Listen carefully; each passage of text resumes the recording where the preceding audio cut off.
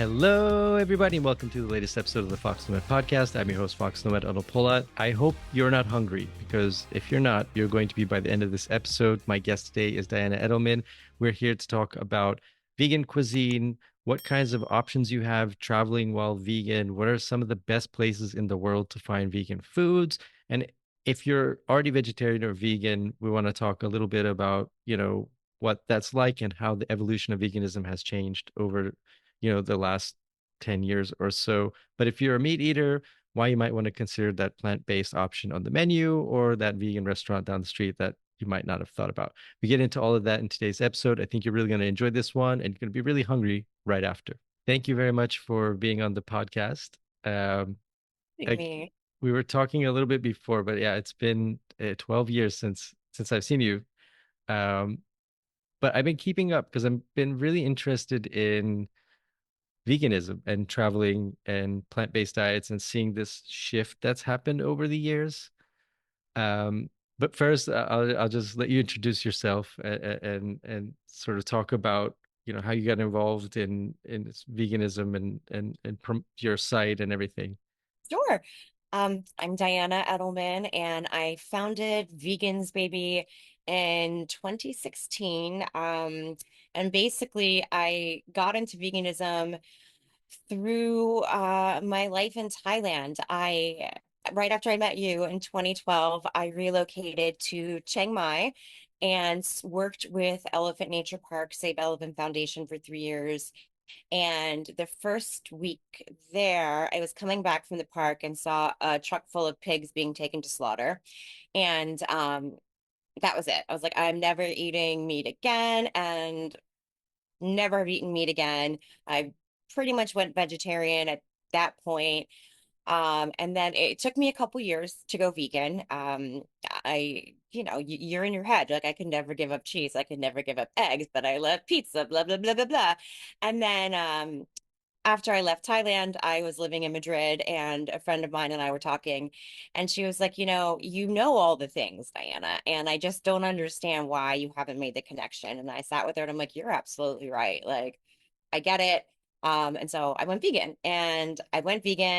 moving back to Las Vegas. And at the time of moving, I was a travel blogger and I was like, well, I guess I'm really staying put at this point. So I launched Vegans Baby, and Vegans Baby was essentially, it started as just a way for me to show people that if I can do it, you can do it. Like, I am not a good cook. I don't know what I'd cook as a vegan at that back then. And I was like, I'm just going to eat out and I'm going to document it. And I did.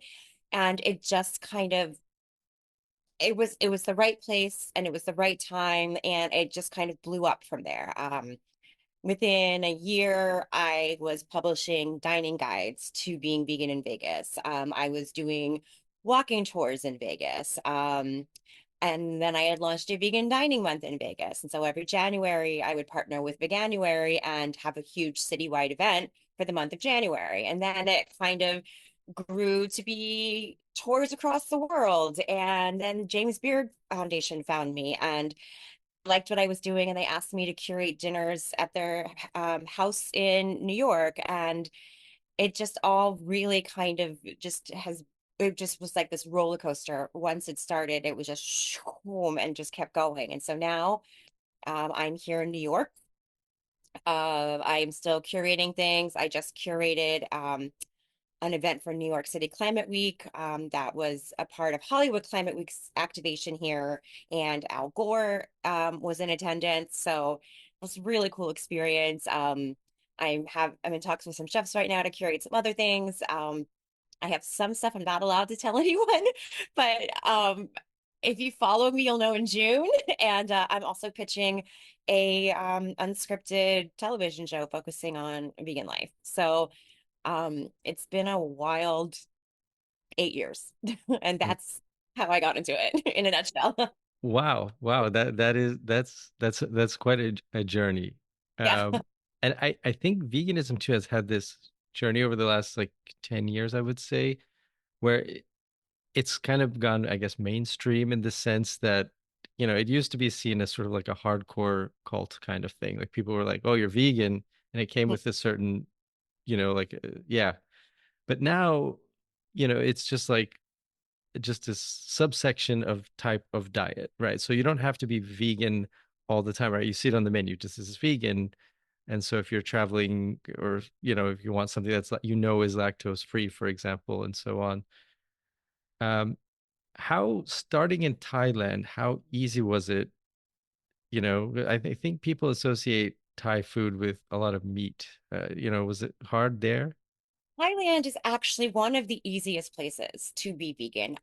There's a very large subset of people, there's a large community that are vegan in Thailand, and the food is amazing. You just have to know the basics that, like, typically a lot of Thai dishes have fish sauce. So, you need to ask for no fish sauce, or the broth that they use is an animal broth. So you need to ask for like a hot water or like a vegetable broth instead. But there's so much food in Thailand that is just vegan or can be made vegan. It's quite an easy place. And I wasn't vegan when I lived in Thailand, but when I went back as a vegan, it was just like you're in vegan heaven in Chiang Mai. Like there's just such great options everywhere, tons of vegan food. Um, yeah, it's definitely it's not difficult in Thailand. As long as there's a phrase you can say ginjay, which means basically you're Jane, which is I think no garlic, no onions. I could be getting that wrong, but it's basically vegan, minus um garlic, etc. So they understand that there's a lot of Chinese places in Vegas that are all J restaurants, so it's all vegan there. Um, there's a lot of really good food there. Yeah, I think I noticed that too when I was there, that they have such a wide variety of ingredients to pull from, right? So and they don't really use milk, dairy products anyway, so you automatically have that off the list. Um, have you noticed, when you made that shift to go vegetarian and then vegan, was it difficult? Was it sort of like, did you get into this like, oh God, I'm vegan today and I don't know what to do? Or how does that look like? Is it an extreme change, or is it just kind of really not as wild as people, might I assume? It really depends on your eating habits, how extreme it is, and also why you're going vegan. So I went vegan because for the animals. I still wanted to make change, and I had compassion fatigue from working with animals, and I still wanted to do something. And so for me, that was going vegan, and that was sharing the food I was eating because that's a way to make change that isn't so like as difficult. So I really wanted it. There were definitely times, I mean, I held back for a few years because I had that just constant repeating of it's too hard. I don't want to give XYZ up. And then it was just like I just had to reframe it, and it's not giving something up. It's like saving a life. And so for me, it was really easy. Um, at that point, going vegan, I was already vegetarian, so it really was only cutting out dairy and eggs. So eggs was hard. Like, I'm not gonna lie. Like, it's 8 years later, and I still remember what a runny egg tastes like, and it's fine. There's a lot of really great alternatives in the vegan world now, which I think actually makes it a lot easier for people to go vegan, like, quickly, almost like, cold turkey, I guess you could say, because there are so many replacements. So for the people that are always like, I couldn't give up pizza, I couldn't give up cheese, now you can, because there are so many alternatives using really cool technologies like fermentation that really give you everything that the experience you have eating dairy cheese or dairy pizza. So it's come a long way. And yeah, I mean, I always tell people that however they can do it is how you do it. Like there is no rule. I never push people. So like if you said, "Hey Diana, I want to go vegan." Okay, great. You can baby step it. You can do it all in one day. It's however you're able to do it, so it's impactful. So, like, I, I think when people hear the word vegan, they think I have to just completely go vegan. Are there benefits to maybe being vegan, like, and just eating eggs or maybe 5 days a week or something. Kind of reminds me of like Paul McCartney had that like meatless Monday, Um, thing. yes, there are benefits. I always love to see people just go vegan, but and I should also point out that vegan is more than a diet. It's the way you live your life. Like I don't purchase leather. Nothing I use is tested on animals or has any animal byproducts in it. But I just think anything makes a difference. And if your goal is to get there eventually, I fully support that because if you have people telling you, "Oh, well, you're doing meatless Monday, but that's not good enough," you like and putting rules on it, I think it just makes it so much harder and so much less accessible and approachable for people. So I think whatever you can do, it actually does make a difference. If you go out to eat and instead of or ordering like a beef burger, you order an Impossible Burger, I think that's fantastic, Like you're not only are you not consuming animals, you're showing the restaurant you're ordering from that there's a demand for it. And it those things all make a difference. So I I support it. I get a lot of heat for that, but I just think, I would rather you do that than do nothing. Yeah, I think, yeah, that's an interesting take because I do think some people feel like there's this barrier to it. It's like, oh, if I say I'm vegan today, but I think that's changing. Like, I think the term plant-based, correct me if I'm wrong, has really kind of shifted that, right? So you see that a lot on menus where it says plant-based, won't say vegan. And I think that's kind of shifted the way people think about, eating a meal without animal products in it. And I think also because plant-based is a diet, that it makes it a lot more. If I were to say, hey, you know, um, go plant-based for a week and give it a try versus go vegan for a week, the implications of those two things are very different. Because if you're vegan for a week, that means you're not using, like, you're not wearing wool, you're not wearing leather, you're not consuming things at all on any level versus plant-based is a diet. So like, okay, you can go plant-based for a week, that's no problem. It's And just it's easier. And you mentioned like in Thailand, there are ingredients and things for people that, the sauce, for example, like that might not come to mind even if you start being vegan or you're traveling or wherever you are. Like are there certain things that people might forget about or should kind of keep in the back of their mind? So Thailand is fish sauce. You want to watch out. I think Chinese food tends to have oyster sauce in it. Beans and rice in Mexico can have lard in it. McDonald's French fries in the States, they are made with beef talon. So it like they're sneaky. They get you in little sneaky ways where you're like, oh my gosh, I even one place in Vegas, I was so upset they have chips and salsa. And like you think salsa is vegan, but they put chicken stock in it. So like, but also it's how deep into the weeds are you going to go with it? Like how rabbit hole are we going to get? Um, because then it's like, well, obviously, like I'm not going to eat something with chicken stock in it, but then there's the question of, people say, well, figs aren't vegan because they consume a certain bee, but so are you not going to eat it? Or so it just gets very like intricate. So I think like the basic things to know are rice could have chicken stock in it, your soup broth and the sauces. Like those are the big things that like you wouldn't know about, or maybe they cook things with butter and you think it's olive oil. So I just always ask like clarifying questions just to make sure. And and how should somebody approach that? Like, is there, I guess you're at a restaurant, maybe people might feel, or you're planning a tour or something like that, and you're like, how do I ask them what the ingredients of like the salsa is, for example?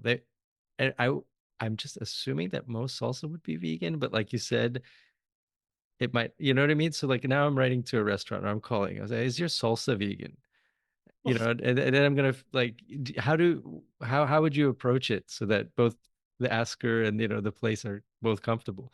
I probably for the salsa, I'd be like, this is a silly question, but do you put any like chicken stock or anything that like I wouldn't expect in the salsa, or is it all just veggies?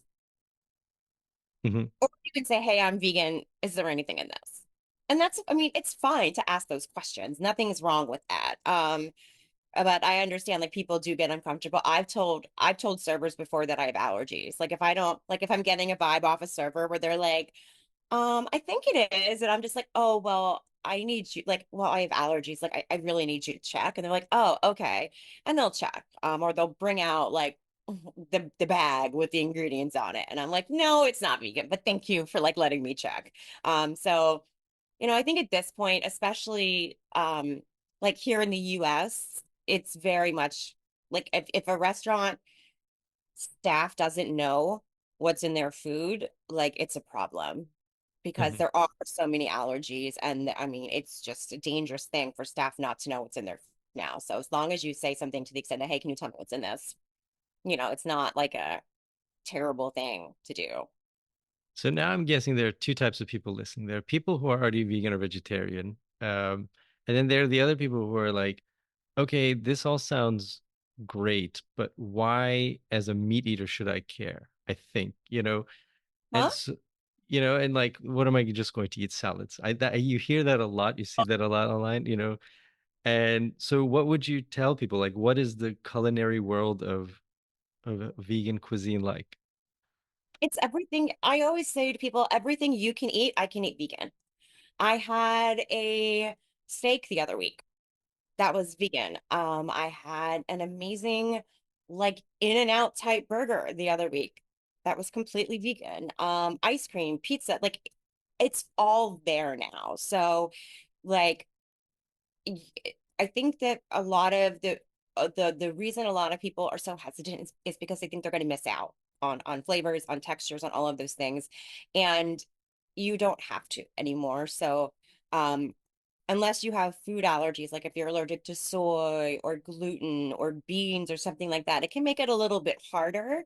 But in general, the vegan food scene here, I mean, and New York is like the mecca for, we have everything from like your bodegas that have vegan options now to 11 Madison Park, which is a Michelin starred restaurant that is entirely plant-based. So there's something for everybody within eating vegan. And are there places, you mentioned a few in New York, are there cities around the world, or are there places in the US that are like, you should definitely go there if you're vegan? Like, those are the good places to eat. Yes. New York, 100%.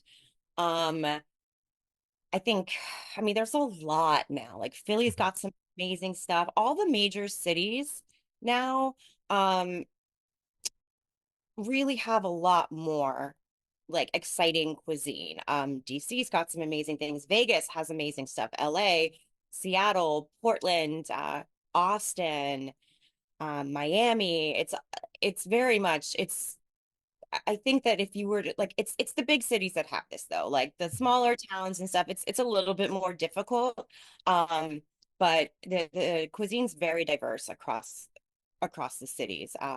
But New York is definitely like where I would tell people 100% you need to go. And would you, I guess there are two things. Like, would you look for just a vegan restaurant or places that have a great, like, vegan option menu, or both? Both. A lot of vegans I know really only want to eat at vegan restaurants because of cross-contamination. I personally, it doesn't matter to me as long as I'm like sticking to what I believe in and what I care about and no animals harmed for my meal. Um, there's some great spots in New York that are vegan friendly. There's two pizza shops I go to all the time here, and they are incredible for vegan pizza. And I tell everybody, if you want good vegan pizza, these are where you go. They have other things that aren't vegan on their menu, but these are where you go. So it's just, I think it's knowing which spots that are vegan friendly that you want to check out, or having like an idea of a cuisine that you want to check out, and then seeing who has that where you are. And what are some of the ways to find those places? Just Googling. I Google, mean, it's excellent. I mean, Google's changed so much the past year. But yeah, Google is great. There's an app called Happy Cow that's it's outdated. It's not great, but it'll give you an idea of like the vegan and vegan friendly restaurants. You just have to check and make sure they're still existing. But Google, Facebook city groups are really good, like foodie groups in Facebook city or Facebook foodie groups in Mhm. particular cities are a great way to find out. Same with the like vegan Facebook groups for each city. There it's a wealth of knowledge in those, and you can oftentimes find things that like you might miss looking at Yelp or Google because the people that are you're talking to are people that go out and eat there. Yeah, it's funny as you're saying that. I was just thinking about going out to dinner, and somebody said, "Oh, it's a vegan place. Can I eat there?" And I was like, "Yes, it's not like I mean, it doesn't matter whether you eat meat or not, or if you're not vegetarian or vegan or whatever. Yes, you can." It's funny to me that I wonder if a lot of people think that way. I'm not sure. I don't know if you've come across that. They're like, "Can I eat there? Am I allowed?" Kind of. There? Is there anything I'm gonna like there? Or like I don't think I'd like vegan food. I'm like, do you like French fries? Um, do you like fruit? Do you like bread? Like, do you like vegetables? There's so many things that are vegan that people just don't even think. They just automatically think that vegan food is like bland and boring and et cetera, et cetera. And it's not. Like probably half of what people eat in a day is vegan and they just don't realize it because it just doesn't cross their minds or they have this misconception about what vegan food is. And so through your site um, and the podcast, do you like is the goal to educate people about both about veganism, but also where to find like eat this dish at this vegan restaurant, like go Yes. get this. My website, I have been neglecting terribly the past year, but everything I do, I like my Instagram is really where I share a lot now, and that's like not just food, but it's like guides, it's products, it's cities, it's all sorts of things that just make it easier to find vegan food and vegan experiences and products. Is there a secret place or like one or two places that you can go? More people should know about that, or you should definitely eat there. Whatever your okay, yeah, yeah, Oh, sure. yeah. Okay, so Jarrell's Better Burger in New York. Best burger I've ever had in my life. Polly G's Slice Shop in Greenpoint. Amazing pizza. That's a vegan friendly spot. You want like really cool Dominican Caribbean food, you go to Ham in Williamsburg. There is a great vegan sushi spot that's in Canal Street Market. So it's like a little just like food area and fast casual, but excellent vegan sushi. Like they're doing great things with all the like veggies and stuff. So good. Um, so those are just a few. I love Cadence, which is run by Overthrow Hospitality. They have a lot of amazing restaurants in New York, like James Beard nominated restaurants. And Cadence is soul food, and they do a fried lasagna that is just Hmm. delicious.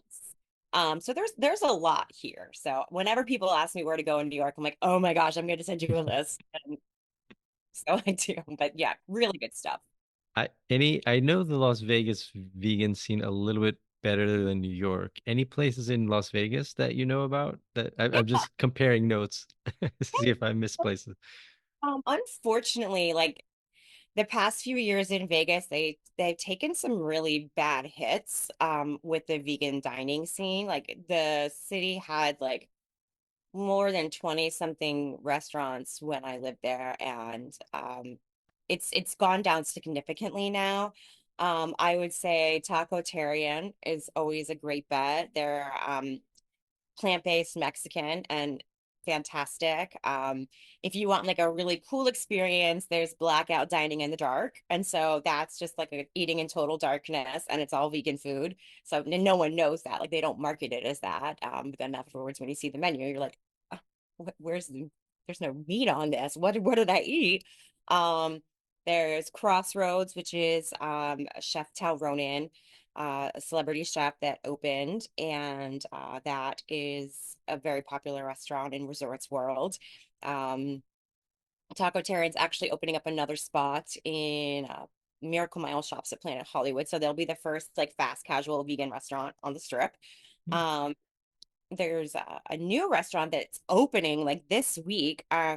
Oh, starts with the D. I'm gonna forget it. I'll have to circle back on it, but it Sure. looks amazing. Dervo. I think it's called Dervo. But it's plant-based and it's like a gorgeous venue. The food looks really good. So there are definitely some good spots. Yeah, I that's yeah, Taco Terra I know. That was that's kind of my go-to at the convention because I end up ordering a lot of food Mm. when I go to Star Trek convention in Las Vegas. Um, and then the modern vegan is usually on my list. Just when I want to like overstuff calories because the portions there are insane. I think there's a place called Chef Kenny. I don't know if you know Oh that yeah, one. Chef Kenny. It's Chinese food. Mhm. He just closed one of his restaurants, so he only has the dim sum one now. But I believe that a lot of the items on Chef Kenny's menu are at the dim sum restaurant as well. So I'm thinking of a couple of places. I don't know if you would know, but like Japan comes to mind, or places in like, you know, maybe the Caribbean or places where it's like a meat heavy diet, or one thinks there's either a lot of fish or a lot of, meat in the food. For somebody who's traveling to those places, what would you recommend? Like, in other words, like how should they go about, staying vegan in those places without going hungry or eating food that, like, there are some parts of the world where you don't want to get the salad. That's not the thing you want to get at a certain place. Yeah, Just you don't want to get. yeah, and I feel like you want to have experiences that everyone else is having, and part of traveling and enjoying other cultures is eating the food. So Japan, I haven't been to Japan yet. It is so high on my list, but there are definitely um you can do a group tour to Japan, like a vegan food tour. I'm probably going to put one together in the next year or so because I really want to go. But there are like groups that are like specifically vegan groups that travel. Or if you're on your own, again, it's the Facebook groups. It's um it's just asking because that's really where you're going to find this stuff. I know like you had said the Caribbean, like Aruba has really become a lot more veganized. There's a woman there, Meredith, and she founded an Aruba like vegan company, and now she works with people all over the world. She runs vegan hospitality, so she trains people to work with hotels and restaurants to add vegan options to their menu everywhere. But she's really done a lot to veganize Aruba and put more options on the menu in places like Aruba. But there's options in Argentina, in Brazil. Um, Again, I think if you're in the cities, it's going to be easier than if you're like in towns where you don't speak the language to find things. And do you envision, or is it a common scenario where you go to a small town and they just don't have anything vegan? Like for a vegan traveler, Um, you know, You'll have stuff, but like you might be cooking mhm, versus whatever, or you might be eating fries or sides because um they just can't change the dishes enough mhm, to make it vegan. But even then I mean, there's always going to be something you can eat. It just might not be what you want to eat. But, okay. you know, like, do I want to go to a small town not in Germany and like have a pretzel, or do I want to have like I would love a vegan schnitzel, like please. So it's just kind of you might not always get the experience, but you can still eat. And I guess, yeah, like for I always think of the crossover people, the people who are not vegan, but maybe are thinking like, hey, maybe I should go plant-based more, or maybe Mhm. they're considering going vegan. Um, we kind of touched upon it before, but like, what would you say to somebody who's thinking like, maybe, maybe I should go vegan a couple days a week, or maybe I should try that vegan restaurant, down the road that I just avoid for whatever reason. Do it. Absolutely do it because you'll be surprised. I think, a lot of like I said, I think a lot of people just have this misconception that vegan food is boring and they're not going to like it. And it takes one really good experience to realize that's not true. And so, okay, if you want to have like maybe one meal a week that's vegan, great. If you want to have 3 meals a week that's vegan, super. Hopefully, as you see, it's easier, and your body's going to feel different. And there are just also so many other factors now that animal agriculture is like doing to our world that the more you learn about it, the more likely you probably will be to be like, you know what? I don't need that steak, you know? Like if you look at like Hurricane Milton and Helene, and then like deforestation everywhere and the fires, like it's all coming, it's caused by animal agriculture. So I think as people learn more and more about climate change and the impacts of climate change and what our diets are contributing to when it comes to climate change, I think that um, you know, they'll maybe start eating vegan a meal or two, but then eventually Hmm. it'll become more of a lifestyle. A couple of rapid fire questions for you. Okay. Okay, let's go. Um, I mean, it's not on the market yet, but I keep hearing about lab-grown meat. Huh? I've had Uh, it. oh, have you? Yeah. Yep.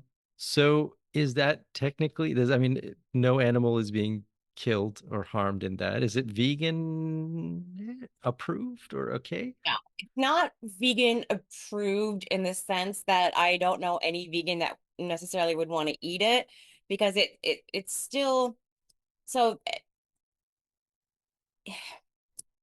they're taking cells from an animal and Mhm. then they're replicating it and growing it in a lab. So um I personally think that it's a great innovation and that if it will mean animal agriculture is completely changed, I think that's excellent. But most vegan, I tried it just because I really wanted to know what it tasted like, and I couldn't get down more than like the tiniest little bite of the burger because Mhm. it, it made me feel ill.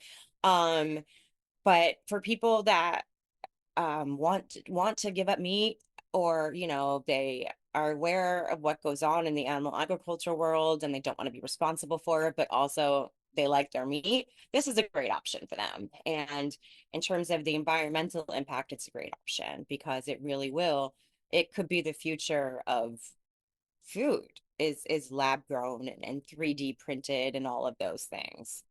Yeah, it'll be interesting to see if, as that hits the market, if that will negatively affect things like Impossible Burger or so on. I think we're a ways away from that, but like I'm just curious what would happen. You know. Okay, because people like me will eat impossible burgers, but I won't eat the lab grown meat. Hmm. So I think it's just two different markets. Hmm. And also I think lab grown meat is going to be it's going to price a lot of people out until they can figure out a way to produce it for less money. It that's going to take a while. Okay, so next question. What is a place in the world or a city that you think is very good for vegan food, but nobody really thinks of it that way? Like Pa- this. Paris. Paris and Madrid. Well, okay, Paris first. Paris. Okay, I'm surprised you said Madrid. That is surprising to me, just because. It's very vegan friendly now too. Okay. And do you think that the reason that we're seeing more vegan restaurants and places pop up is because there's a growing market for, which clearly there's a growing market for people who want vegan food or plant-based food? Or do you think it's a kind of a different way? In other words, that they're like, people want to eat healthier. So if we just say plant-based, right? So there are people that are approaching it from another angle. Do you see what I mean? Yeah.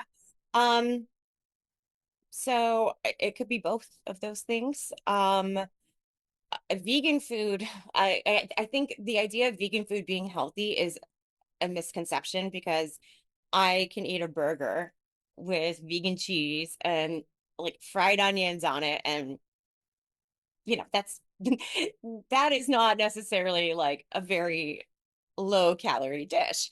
Plant-based typically tends to skew more of a healthy, like vegetable forward cuisine. So Mhm. it just depends what people are looking for. Yeah, I think you bring up a good point that vegan doesn't necessarily mean healthy. You can be unhealthy just as much on a meat diet as a plant diet. It really depends, right? It, yeah, eating processed foods is eating processed foods, no matter what they're processed with. Yeah, it's still not ideal, but it's Last delicious. last question. If you had like a last meal or if a first meal for okay, I'll give you two. I'll give you one like your last meal, like your favorite. This was like the only thing you could eat for the rest of your life. And then the dish that you would give to somebody who's like, uh, maybe I'll try veganism or like give me your best dish. Let's see. That is tough. So I think it would depend on the person and what Mhm. they like. For me, if I could eat something every day,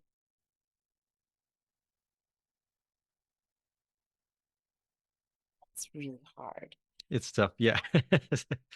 I'm like, wait, I love pizza. Could I eat pizza every day? And then I'm like, could I eat a burger every day? And I probably couldn't, but okay. I would either choose Pauly G Slice Shop Upside Down Freddie Prince vegan pie Mhm. or Terrell's double burger with no cheese, add bacon and jalapenos. Okay. That would be like delicious, happy comfort foods. Yes, I would love those. For someone else, like a dish to try to like really wow them, I would take them to one of Overthrow's restaurants. I'd probably take them to like Avant Garden, depending on like what they're into. Avant Garden is a very plant-forward restaurant, so the veggies are the stars of the show. So I would take them there, or I would take them to Cadence for the Southern soul food and get like a cornbread skillet with maple butter and like a fried oyster buffalo mushroom sandwich and fried lasagna. That sounds really good. I think I'm hungry too. Like, they deliver for lunch. I'm like, Please hey, can I get that shipped out in like a crate over here? Which hop on a plane. Come on over. Do a food tour. I definitely have to do a vegan food tour of New York City. I definitely, and I'm in Berlin now, and I would say it has to be one of the best cities for 100%. it. I mean, there's options everybody has an option. Like even you get dedicated restaurants, but you also have like I mean every kebab place, and there's a bunch of them. They've got like a vegan seitan version of the dinner. I mean, which yeah. Delicious. Delicious. Like what I would give to go, there was that one spot in Berlin I went to that was like a little shack or a stand and a long line. But that's where you go to get your kebab. Hmm. Yep. I don't this, I don't remember what it was called, but like, oh, so good. I would love to go back there and just eat Yeah. that. Yeah. I'm pretty sure they have a vegan version there. But thank you so much for taking the time to talk about this. It's something I, you know, I'm really interested in. I think it's kind of growing in terms of more people are like, oh, hey, I can, you know, that little green leaf on my menu is not, it's not discouraging. But also the green leaf, a lot of people use that in restaurants as vegetarian. So you have to like, Hmm. you got to ask, be like, is this vegetarian or vegan? Because I made the mistake before I really knew what I was doing. Was like, oh, look at all this vegan food. And no, it was not vegan. It was vegetarian. Good. Yeah, definitely a good point. So where are all the places people can find you and learn more about some of these great places to eat? All across social media, I am the Diana Edelman. And then if you want to check out my website that hasn't been updated lately, but still has plenty of resources, especially for Las Vegas dining, it's vegansbaby.com. I will leave links in the show notes where everybody can find you. Thank you again so much. I'm definitely going to check out those places in New York. I'm now thinking about vegan pizza right now. Get So over here and come visit. definitely. Thank you again so much. And for everybody listening, check out the links in the show notes, and I'll see you in the next episode. Thanks, Diana, for being a guest on the foXnoMad podcast. And thank all of you for listening and watching. Wherever you're listening to this episode, make sure you give it 5 stars. Those ratings and reviews really help us get the word about the podcast out. Thank you for all of your support. We're into season 6 now. And it's just, I mean, I'm just completely blown away by the amount of support. If you're watching on YouTube, make sure that you give this video a like and you hit the subscribe button down below. It just helps us get the word out. Thank you again for listening and watching, and thank you all for your comments and your feedback. And I'll see you and I'll talk to you in the next episode.